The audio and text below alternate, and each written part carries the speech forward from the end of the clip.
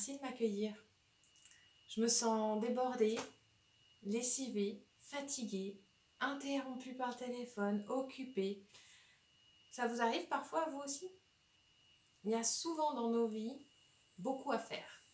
Moi j'ai le nez dans le guidon, je cours, je m'agite dans tous les sens, un peu comme Marthe. Et je suis comme elle, pas satisfaite. Même si j'ai de la chance d'avoir de l'aide pour faire beaucoup de choses.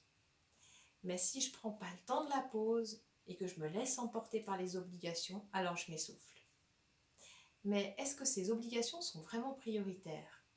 Est-ce que j'ai pas seulement le choix de m'arrêter, même 10 minutes, pour recharger mes batteries? Que répond Jésus à Marthe qui lui reproche de ne pas laisser à Marie le temps de faire le job?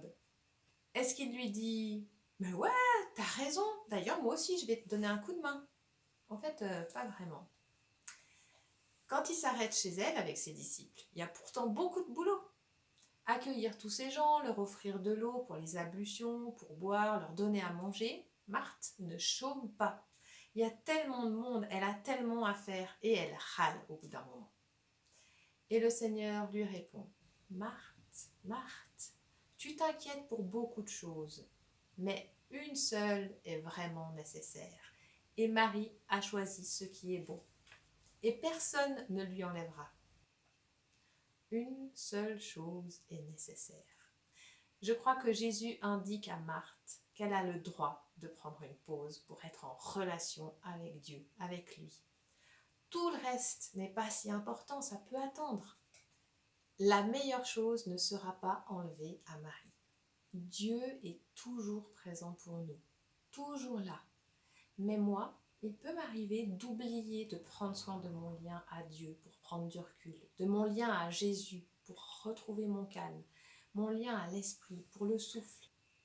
Tout ça, ça me donne de la force pour reprendre pied dans la vie, pour faire la part des choses, pour baisser la pression, discerner ce qui est vraiment important, renouer avec moi-même intérieurement et du coup, de pouvoir rentrer en relation avec mon prochain. Alors voilà, quand je prends le temps de me poser pour prier, pour crier ce qui me fait souffrir, pour pleurer et pour m'émerveiller de tout ce qui va bien, de tout ce que je vis, ce temps avec Dieu et avec moi-même me redonne de l'énergie, de la force. Je crois que Dieu m'aide à retrouver l'équilibre. Maintenant, c'est pas toujours facile de trouver un endroit au calme pour faire cela. C'est possible d'aménager un endroit chez soi avec une bougie, la Bible, un livre de prière et pourquoi pas une icône. Mais on peut aussi sortir, faire une balade en forêt et puis pourquoi pas tout simplement pousser la porte d'une église. D'ailleurs, les églises de notre paroisse sont ouvertes, vous n'avez qu'à pousser la porte, il n'y a qu'à rentrer. Depuis le début du confinement, moi, je vais à Mai toutes les semaines. Je trouve que ça fait une vraie différence parce que c'est comme une bulle, un temps à part. Le lieu est calme et on peut prendre un moment pour être en lien avec ce Dieu qui accueille notre fatigue et nous ressource. Peut-être qu'au début, c'est un peu perturbant de se retrouver là tout seul. On ne sait pas trop comment s'y prendre.